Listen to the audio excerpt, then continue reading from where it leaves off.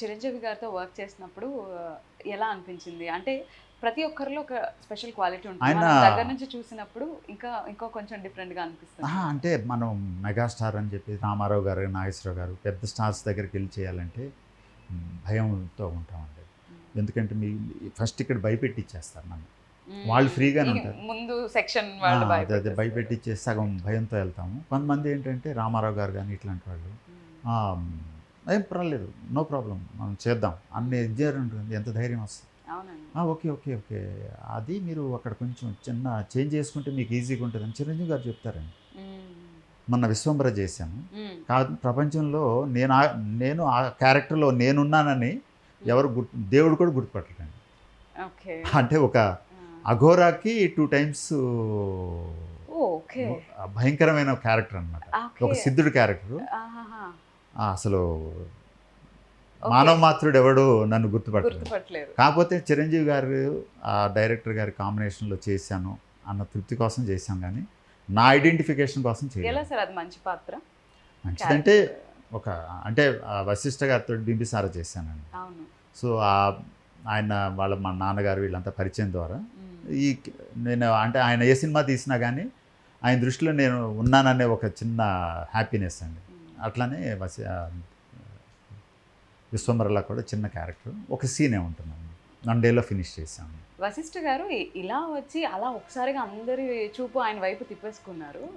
ఇలా వచ్చి అలా కాదండి, ఆయన 10 సంవత్సరాలు 15 సంవత్సరాల నుంచి ప్రయత్నిస్తున్నారు. దాని తగ్గట్టు ప్లాన్ చేసుకున్నారు, అంత వర్క్ చేశారండి. వర్క్ చేశారు. ప్రీ ప్లానింగ్ ఉంది. వాళ్ళ నాన్నగారు డి సినిమా ప్రొడ్యూసర్ కదా వాళ్ళ నాన్నగారు ప్రొడ్యూసరే. బట్ ఈయన కూడా ఏం లేదండి, ఎంత ప్లాన్ చేసుకుని ఆయన ఒక సినిమాలో హీరో కూడా చేశారు. సో సడన్గా ఏం రాలేదండి, అంత ప్లాన్డ్గా, వెల్ ప్లాన్డ్ విత్ ప్రిపరేషన్తో వచ్చారన్నమాట. ఇంకా 5 స్టోరీలు ఉన్నాయండి ఆయన దగ్గర. సో ఆ డిఫరెంట్ జోనర్లోకి వెళ్ళి డిఫరెంట్ కాన్సెప్ట్ తీసుకున్నారు.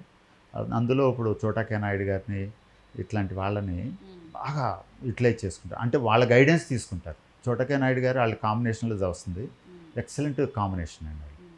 సో వాళ్ళు ప్లాన్ చేసుకుని పర్ఫెక్ట్ టక ఫాస్ట్గా కూడా అవుతుందండి. ప్రతి డైరెక్టర్లోనూ ఒక డిఫరెంట్ స్టైల్ ఉంటుంది, డిఫరెంట్ యూనిక్ ఎలిమెంట్ ఉంటుంది. అలా వశిష్ఠ గారిలో ఏముందని మీరు అనుకుంటున్నారు? అంటే ఇప్పుడు సోషియో ఫ్యాంటసీలో ఈ విధంగా చేయొచ్చు అనేది ఆయన ఇదివరకు విఠలాచార్య గారు అట్లా ఉండేవాళ్ళు, ఆయన అది ఒక జానర్ కిందకు వస్తుంది. ఈయన వచ్చేటప్పటికి సోషియో ఫ్యాంటసీ, సోషల్ ఎలిమెంట్స్ని అటు ఫ్యాంటసీని 2 మిక్స్ చేసి ఇంట్రెస్టింగ్ అండి. ప్రజెంట్ ఒక స్టోరీని అదిను బింబిసారలో ఎంత బ్యూటిఫుల్ సాంగ్స్ అండి అసలు. పాప సెంటిమెంట్ ఇవన్నీ కూడా బ్రహ్మాండంగా తీసుకొచ్చారు. అది వండర్ఫుల్. అట్లా చాలామంది బాపు గారి దగ్గర చేసినప్పుడు నేను భాగవత కథల్లో ఏయాతి క్యారెక్టర్ చేశాను. అసలు బాపు గారు స్క్రిప్ట్ చూసాం అనుకోండి, విత్ ఎక్స్ప్రెషన్ ఆయన బొమ్మ వేసి చూపిస్తారనమాట. ఓహో, నేను ఈ ఎక్స్ప్రెషన్ ఇవ్వాలని చెప్పేసి ఫీల్ ఉంటుంది అనమాట.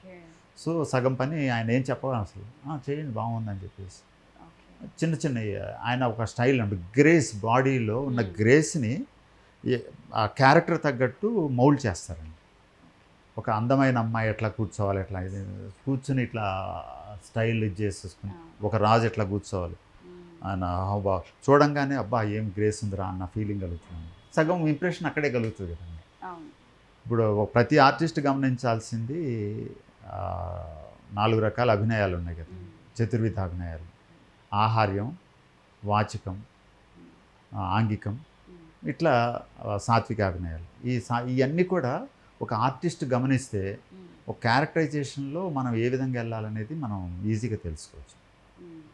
సో ఇప్పుడు సగం మనకి ఒక క్యారెక్టర్ని ఎట్లా ఐడెంటిఫై చేస్తామంటే అతని ఆహార్యాభినయం ఉంటుంది కదండి, డ్రెస్ కోడ్ కానీ ఇవన్నీ సగం ఇతను ముస్లిం అనేది ఆహార్యాభినయం కిందకి వస్తాను. ఇక వాచికాభినయం అంటే డైలాగు, డిక్షన్ అవి చూసుకుంటారు. ఇక సాత్వికాభినయం అంటే క్యారెక్టరైజేషన్లో ఉన్న లక్షణాలు ఏంటి, ఆ క్యారెక్టర్కి ఏమేమి ఇంప్లిమెంట్ చేయాలనేది తెలుసుకుంటే ఒక పరిపూర్ణమైన నటుడు వస్తాడనేది నేను ఎంఏ థియేటర్స్లో మా గురువులు చెప్పిన దాన్ని బట్టి కొంచెం అర్థం చేసుకున్నాను అనమాట.